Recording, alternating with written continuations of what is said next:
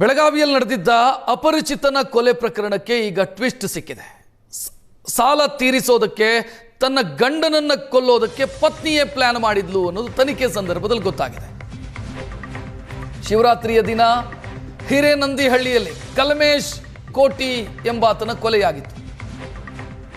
ಈಗ ತನಿಖೆಯ ಸಂದರ್ಭದಲ್ಲಿ ಗೊತ್ತಾಗಿದ್ದು ಕೊಲೆ ಮಾಡಿದ್ಯಾರು ಅಂತಂದ್ರೆ ಹೆಂಡತಿಯ ಪ್ರಚೋದನೆಯೇ ಕೊಲೆ ಕಾರಣ ಅಂತ. 3 ಎಕರೆ ಜಾಗದ ವಿಚಾರ ಕೊಲೆಗೆ ಕಾರಣ ಆಗಿದೆ. ಇಬ್ಬರ ಮಧ್ಯೆ ಗಂಡ ಹೆಂಡತಿ ಮಧ್ಯೆ ಜಗಳ ಆಗಿತ್ತು. 12 ವರ್ಷದಿಂದ ದೂರ ಇದ್ರು ಕಲ್ಮೇಶ್ ಮತ್ತವರ ಪತ್ನಿ ಕಸ್ತೂರಿ. 5 ವರ್ಷದ ಹಿಂದೆ ಈ ಕಸ್ತೂರಿಯವರು ತಮ್ಮ ಮಗಳಿಗೆ ಮದುವೆ ಮಾಡಿದ್ರಂತೆ ಸಾಲ ಮಾಡಿ. ಆ ಸಾಲ ತೀರಿಸೋದಕ್ಕೆ ಕಸ್ತೂರಿ ಹುಡುಕಿಕೊಂಡ ದಾರಿ ಯಾವುದು ಅಂತಂದ್ರೆ ಪತಿಯ ಹೆಸರಲ್ಲಿರುವಂತ ಪಿತ್ರಾರ್ಜಿತ ಜಮೀನು. ಸುಮಾರು 3 ಎಕರೆ ಜಮೀನಿದೆ. ಈ ಮನುಷ್ಯ ಸತ್ತು ಹೋದ್ರೆ ಆ ಜಮೀನು ನನ್ನ ಹೆಸರಿಗೆ ಬರುತ್ತೆ, ಅದನ್ನು ಮಾರಿಕೊಂಡು ಸಾಲ ತೀರಿಸ್ಕೋಬಹುದು ಅಂತ ಕಲ್ಮೇಶ್ನ ಪತ್ನಿ ಕಸ್ತೂರಿ ನಿರ್ಧರಿಸಿ ಪ್ಲಾನ್ ಮಾಡಿ ಈ ಮರ್ಡರ್ ಮಾಡಿದ್ದಾರೆ ಅನ್ನೋದು ತನಿಖೆಯ ಸಂದರ್ಭದಲ್ಲಿ ಗೊತ್ತಾಗಿದೆ.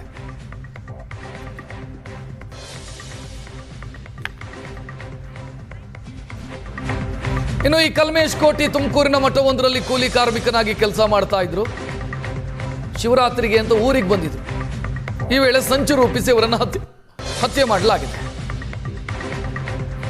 ಯಾರೆಲ್ಲ ಸೇರಿ ಅಂತಂದ್ರೆ ಈ ಕಸ್ತೂರಿ, ಕಲ್ಮೇಶ್ನ ಪತ್ನಿ ಕಸ್ತೂರಿ ಅವರ ಸಹೋದರ, ಇವರೆಲ್ಲ ಸೇರಿಕೊಂಡು ಕೊಲೆ ಮಾಡಿರೋದು. ಮತ್ತು ಕಲ್ಮೇಶ್ನ ಪುತ್ರನೂ ಇದರಲ್ಲಿ ಭಾಗಿಯಾಗಿದ್ದಾರೆ. ಸಾಲ ತೀರಿಸೋ ಕಾರಣಕ್ಕಾಗಿ ಗಂಡನನ್ನೇ ಕೊಲ್ಲೋದಕ್ಕೆ ಪತ್ನಿ ಪ್ಲಾನ್ ಮಾಡಿದ್ದು, ಉಳಿದವರು ಅದಕ್ಕೆ ಸಹಕರಿಸಿದರು. ಸದ್ಯ ಕಲ್ಮೇಶ್ನ ಬಾಮೈದ ಅಂದ್ರೆ ಈ ಕಸ್ತೂರಿಯ ಸಹೋದರ ಮಲ್ಲೇಶ್ನ ಸ್ನೇಹಿತ ಮುದುಕಪ್ಪ, ಕಸ್ತೂರಿ ಮತ್ತು ಕಲ್ಮೇಶ್ನ ಪುತ್ರ ಕಿರಣ್, ಒಟ್ಟು 4 ಮಂದಿಯನ್ನ ಪೊಲೀಸರು ಅರೆಸ್ಟ್ ಮಾಡಿದ್ದಾರೆ.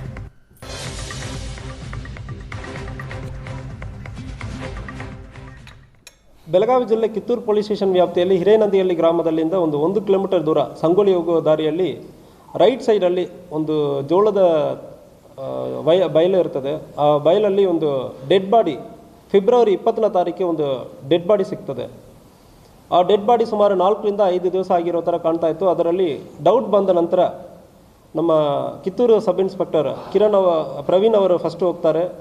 ಹೋಗಿ ನಂತರ ಡೌಟ್ ಇರೋದ್ರಿಂದ ಶಿವಾನಂದ್ ಅವರು ಹೋಗ್ತಾರೆ ಮತ್ತು DSP ವೀರಯ್ಯ ಹಿರೇಮಠ ಅವರು ಹೋಗಿರ್ತಾರೆ. ಮತ್ತು ಇದು ಸ್ವಲ್ಪ ಗಂಭೀರವಾದ ಕೇಸ್ ಆಗಿರೋದ್ರಿಂದ ನಾನು ಕೂಡ ಪರ್ಸನಲಿ ಅವತ್ತೇ ಸ್ಥಳಕ್ಕೆ ವಿಸಿಟ್ ಮಾಡಿ, ನಾನು ನಮ್ಮ ಪ್ರೊಬೇಷನರ್ ಭಾನುಪ್ರಕಾಶ್ ಅವರು ಕೂಡ ಸ್ಥಳಕ್ಕೆ ವಿಸಿಟ್ ಮಾಡಿದರು.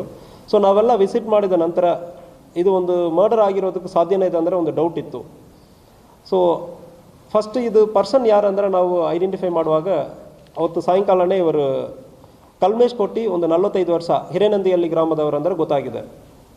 ಸೊ ಇವರ ಹಿನ್ನೆಲೆಯಲ್ಲಿ ನಾವು ಚೆಕ್ ಮಾಡೋ ಸಂದರ್ಭದಲ್ಲಿ ಕೇಸನ್ನು ಸಂಪೂರ್ಣವಾಗಿ ನಾವು ವಿಚಾರಣೆ ಮಾಡುವ ಹೆಚ್ಚಿನ ಡೀಟೇಲ್ ನೀಡೋದಕ್ಕೆ ನಮ್ಮ ಪ್ರತಿನಿಧಿ ಅನಿಲ್ ನೇರ ಸಂಪರ್ಕದಲ್ಲಿ. ಅನಿಲ್, ಈಗ ಪೊಲೀಸರಿಗೆ ಅನುಮಾನ ಹೇಗೆ ಬಂತು ಪತ್ನಿಯದ್ದೇ ಕೈವಾಡ ಈ ಕೇಸಲ್ಲಿ ಅಂತ?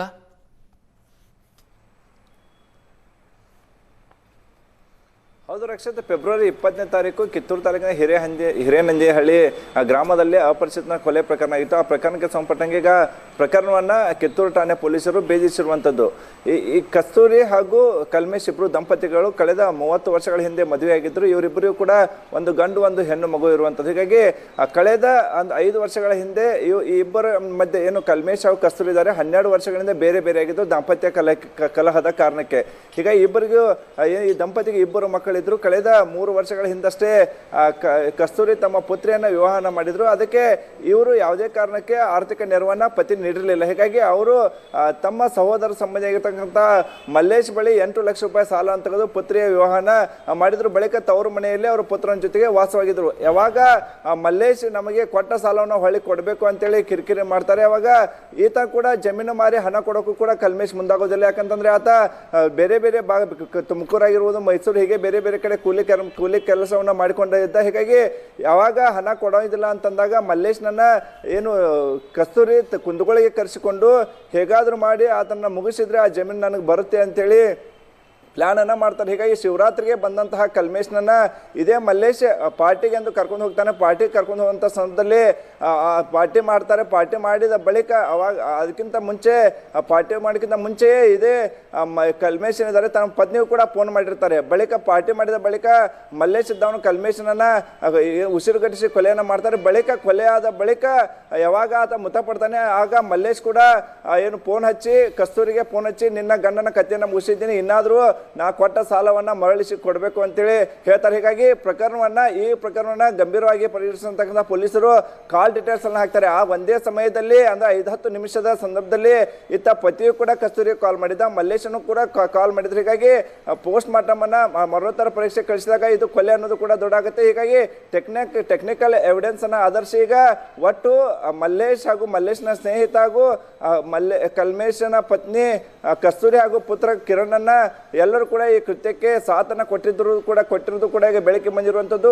ಎಲ್ಲರನ್ನೂ ಕೂಡ ವಶಕ್ಕೆ ಪಡಿಸಿಕೊಂಡಂಥ ಸಮಯದಲ್ಲಿ ವಿಚಾರಣೆ ಮಾಡಿದಾಗ ನಾವು ಕೊಲೆ ಮಾಡಿರುವುದಾಗಿ ಒಪ್ಪಿಕೊಂಡಿರುವಂಥದ್ದು. ಅದಕ್ಕೆ ಹಣಕಾಸಿನ ವ್ಯವಹಾರವೇ ಕಾರಣ ಅನ್ನೋದು ಕೂಡ ಈಗ ದೃಢವಾಗಿರುವಂಥದ್ದು. ಹೀಗಾಗಿ 4 ಬಂಧಿಸಿ ಈಗ ಪೊಲೀಸರು ಹಿಂಡಲಗ ಜೈಲಿಗೆ ಆರೋಪಿಗಳನ್ನ ಕಳಿಸಿರುವಂಥದ್ದು. ರಕ್ಷತ್, ಧನ್ಯವಾದ ಅನಿಲ್ ಮಾಹಿತಿಗೆ.